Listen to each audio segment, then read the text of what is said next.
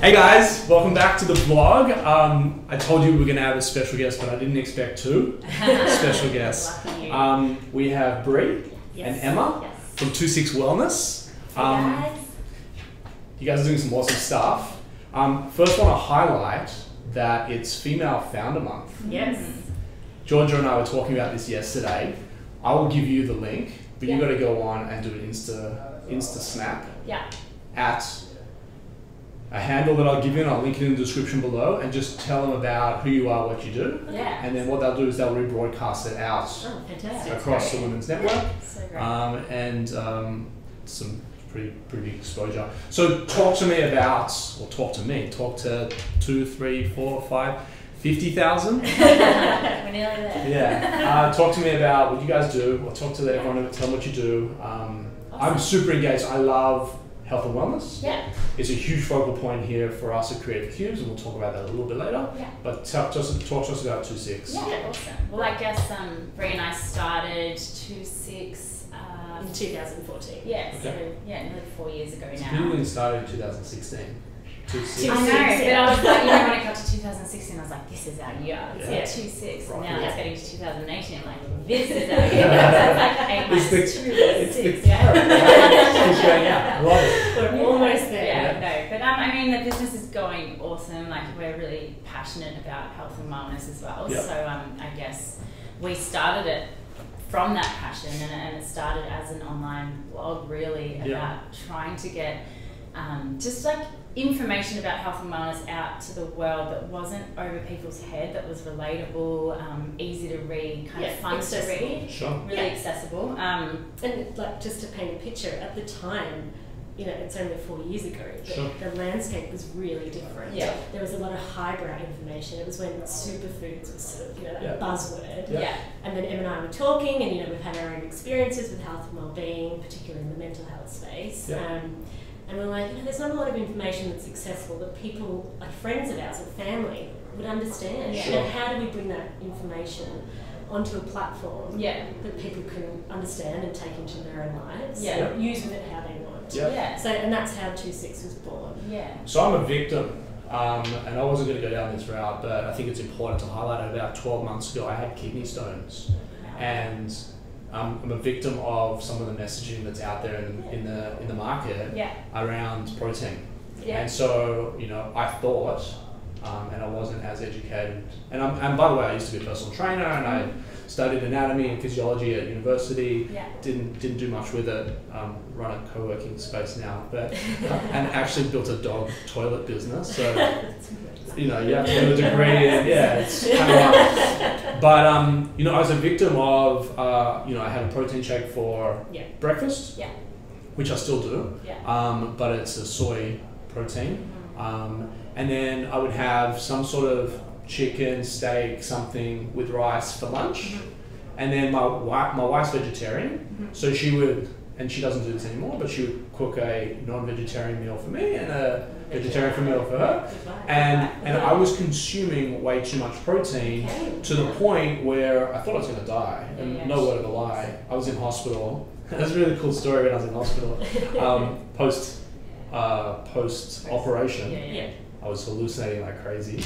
I actually told the doctors to get all the wires off me because I felt like I looked like a PC, and I'm a Mac person. Like stupid stuff that comes out. But getting back to the point, you know, I was a victim of. I don't want to say I was a victim. I was misled, thinking that a high protein diet was really healthy for me. In actual fact, it ended up. And I mean, that's a big thing, is that the media and all the marketing out there is very misleading, and if you're not educated. And I mean, I call myself educated because I've got a passion for it and I'm interested in it. But I'm not high level educated, like I'm not a nutritionist.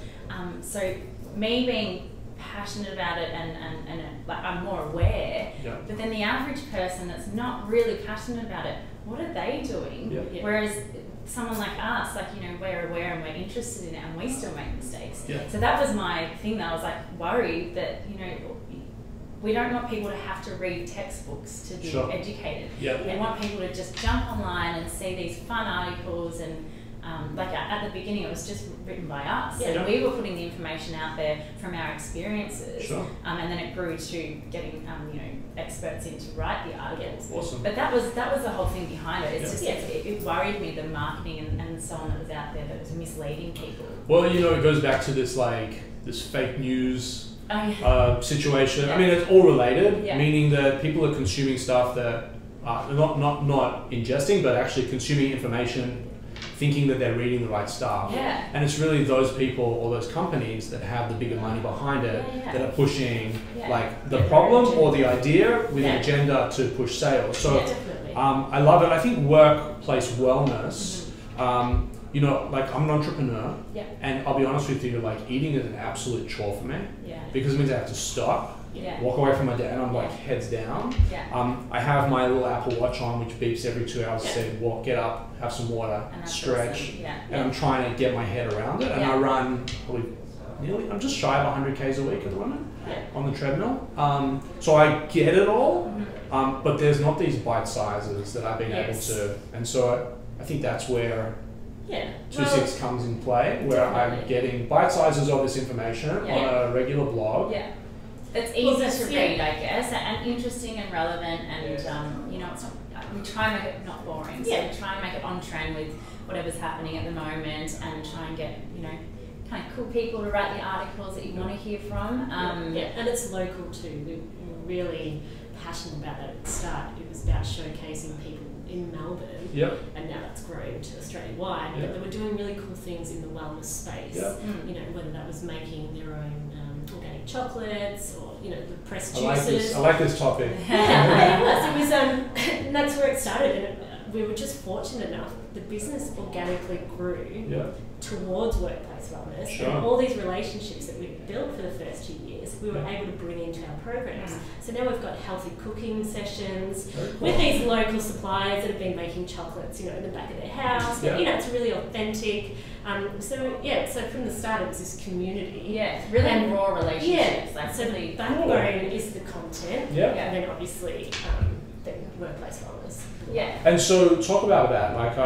I'm privy to knowing that you sent me an email yesterday saying I'm going on a General Assembly, I've got an event on, sort of kind of nervous, you'll crush it, no problem. But you guys are doing events, talks? So we love, I don't love doing public speaking. There's only 5,000 people watching right now. It's on YouTube. But I get nervous, and like I said, I was quietly shitting myself before we went on. But you forget, we've been in this for such a long time now. We know what we're talking about. You're the expert of your domain, right? Cool. I love being able to get in front of people and talk to them, because I don't know, on emails and trying to send out and trying to get a message across. But once I get in front of people, I'm so passionate about it that it just sort of comes across as I'm speaking in it. And it was really fun to navigate the event. So we weren't panelists this time, which we've done a few times. This time we were moderating, so we got to control where the conversation went. That was so much fun. We had intriguing panelists, and the audience were really engaged. But it was fun. We should do that here. Definitely. Let's. We're coming to the sort of silly end of the season. But love to host an event, or at least be the platform for you guys to host the event. Have some interesting people. I'm sure between our networks, maybe I can pull some interesting people in. I think just focus on different topics. And I think it's helpful. If companies are interested but don't know where to start, it's great to put on events where they can come and ask questions and find out how we started. What do we do when we go into places? So are you looking to penetrate corporations, large companies, to educate the workforce? I think definitely. So at the moment we've got a mixture of clients, from large to small. And I don't know, we seem to fit in well. We've got really small and really large here. We have Uber upstairs. I'm sure Jodie and her team would love this. All the way down to someone that want an MYOB seat here, a single guy or single girl. I think that large or small, everyone's got something to contribute to a panel. It was so cool to hear from in the panel. There was 4 people from completely different roles and similar companies, but the difference in like what they were contributing made it interesting. So I think that's awesome, like even involving both ends. So we can support that here. But I guess the bigger picture for you guys is you're readily available for hire to deploy, whether it's realestate.com.au over the road or Pure Milk. And you guys are facilitating and delivering, deploying knowledge. It's really fun now that you're saying that. Like, we've been trying to work out the best way to, I guess, market what we do. And we're like, you know, workplace varies. So when people think we want to start a workplace wellbeing program, but we don't know where to start, we fly in, and basically from start to finish, we're there to guide you through the program. So we know that people in, you know, the culture roles or the HR roles don't have all day to come up with plans and probably don't know where to start to execute. So so for HR managers out there that are listening, these guys are a full turnkey solution. Absolutely. Just give them the space and the audience and let them go to work. We're an extension of what you do. I mean, we try and take the pressure off that role because we know that they've got a lot of other things involved in the role. So we're like, we can just be your, you know, right-hand man, and you just throw out, all right, this is what I need to do. How do I achieve it? And then we'll come in. And I mean, we've had so much experience, and we know a lot of facilitators, and we've tried and tested facilitators as well. So that's another issue, I guess, when you're putting programs together on your own. You know, you go on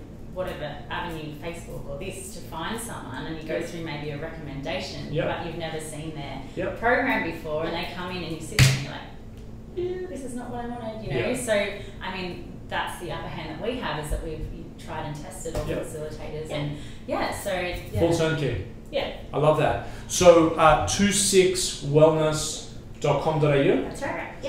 At 2sixwellness on Facebook, Instagram, LinkedIn. You guys are covered. I will. Don't worry. I'll drop everything in the links below.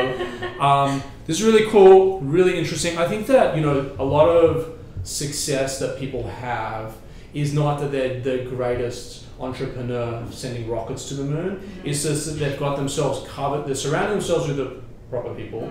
They're eating the right foods. They're getting the exercise to sort of like dispel cobwebs and sort of becoming this old hobbit stuck at a desk in loads of paper. And I think that it's all connected, guys. It's not just, there's no secret bullet, but if you've got your wellness in check, your ability to push harder and faster and longer, it all goes hand in hand. I guess to your point too about your Apple Watch, there's no one size fits all. So your wellness journey doesn't look the same as our wellness journey. So it's important to not be so hard on yourself. So if you're an entrepreneur and you really like working long hours, it's about finding ways through your day that makes you feel well. So whether that's just closing your eyes for a minute to breathe or getting some fresh air. 100%. I was on an aeroplane. We're going to wrap it up in a minute. But I was on an aeroplane. I think it was like LA to San Fran. I sat next to a doctor, and he said his kid's going to live to 150. I was like, what are you talking about? And he's like, seriously, like the education that we have today versus like my father, my father passed away when I was younger. You know, my dad was happy to eat McDonald's for breakfast, lunch, dinner. He wasn't, and we weren't, or no one in that era was educated. And that's not a bad thing at McDonald's.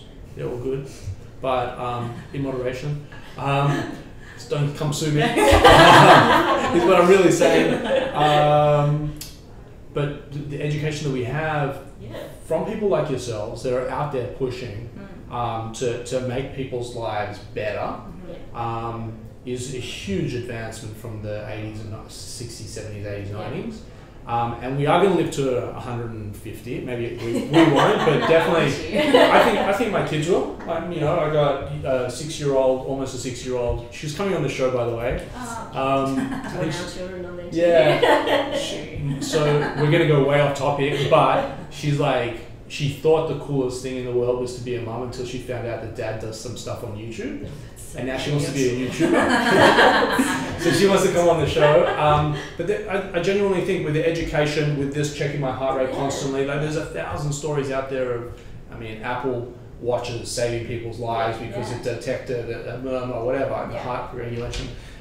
There's all these amazing devices, Fitbits and all the rest of it that can keep you monitored. There's an education element. We're going to be here for a long time. I used to say we're not here for a long time, we're here for a good time. We're going to be here for a long time. Like, hopefully a good time. Yeah, it has to be a good time. So with that, check out the blog.